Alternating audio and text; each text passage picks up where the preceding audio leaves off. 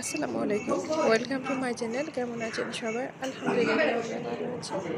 আজকে আরেকটি নতুন ব্লগ নিয়ে আপনাদের কাছে হাজির হয়েছি। আজকে মনটা অনেক খারাপ। পৃথিবীতে বাবা-মা সবারই সবসময় থাকে না। জন্ম যেহেতু নিয়েছি, একদিন তো মরে যেতে হবে। এটা প্রত্যেকের ক্ষেত্রে সমান। এটা আমি আরেকজন সবার ক্ষেত্রেই। তো আজকে ২ বছর পূর্ণ হলো আমার বাবা মারা গেছে। তো ২ বছর আগে এই দিনে মে মাসে আজকে আমার বাবা মারা গেছিল। তো আজকের সেই দিনটার কথা মনে করে অনেক কষ্ট লাগতেছে, অনেক কান্নাকাটি করতেছি, অনেক খারাপ লাগতেছে। তো চিন্তা করতেছি সেটা আপনাদের সাথে একটু শেয়ার করি। তো যাদের ভাগ্য ভালো, আল্লাহ যাদের বাবা মা ডাকার জন্য তৌফিকে রাখছে, তাদের বাবা মা অনেক দিন বেঁচে থাকে।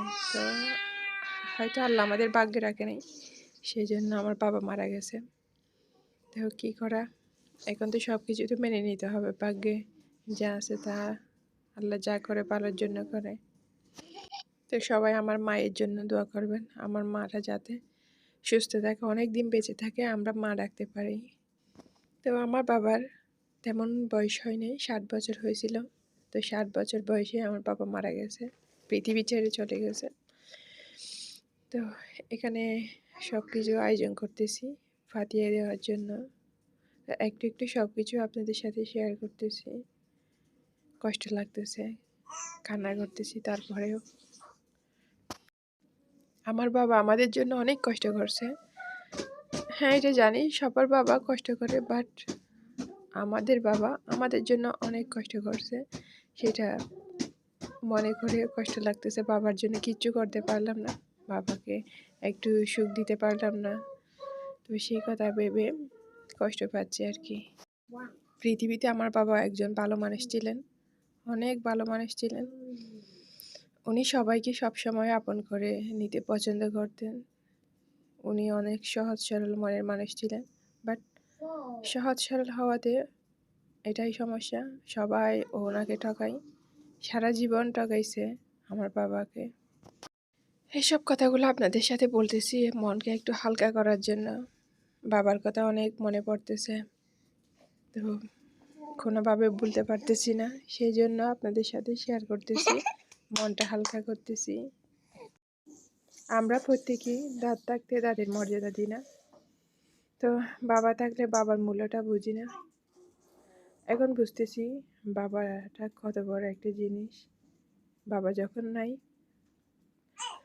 হারাই গেছে, এখন ডাকতে পারতেছি না, এখন বুঝতেছি বাবার মূল্যটা কত। বাবা হচ্ছে বট গাছের ছায়ার মতো মাথার উপর, সেরকম। তো যখন বাবা থাকে না, তখন আশেপাশের আপনজন সবাই আপন, পর, কাছের দূরের সবাই পর হয়ে যায়। তো সবাই বুঝিয়ে দেয় এটা, যে আমাদের আপনজন পৃথিবী থেকে হারিয়ে গেছে, সেটাই বুঝিয়ে দেয় মানুষ। এখন প্রতিটা মুহূর্তে ফিল করি বাবার ভালোবাসা। তো খেতে বসলে, যখন কোথাও ঘুরতে যাই, প্রতিটা মুহূর্ত সবসময় অনুভব করি বাবার কথাটা। সেটা যতই খুশিতে থাকি, যতই আনন্দে থাকি, তারপরেও ওই যে বাবার কথাটা কোনোদিনও বলা যায় না। যত খুশিতে থাকুন না কেন, যত আনন্দে থাকুন না কেন, তারপরেও তার কথাই মনে পড়ে, তার ভালোবাসা ভুলতে পারি না। যখন খাবার খেতে বসতাম, তখন বলতো বাবা, আমার মেয়ে এটা নেয় নাই, আমার বাচ্চারা এটা নেয় নাই, এটা খাই নাই, এটা খা, ওইটা খা, এখানে আয়, বস। সব কিছু এখন অনুভব করি। এখন কে বলবে? এখন তো বাবা নাই, বাবা চলে গেছে অনেক দূরে। তো ছেলেমেয়েরা যখন ছোটো থাকে, তখন বাবা মায়ের কাছে থাকে, কত ভালোবাসা, কত খুশি, কত হাসি, কত আনন্দ। তো যখন বড় হই, পড়ালেখা করাই বড় করে, তখন অনেক দূরে চলে যাই। মেয়েরা শ্বশুর বাড়ি চলে যায়, ছেলেরা নিজের কাজে কর্মে অনেক দূরে চলে যায়, দেশ বিদেশে। তখন বাবা মারা একা হয়ে যায়। তখন বাবা মাকে একটু সুখ দিতে পারে না।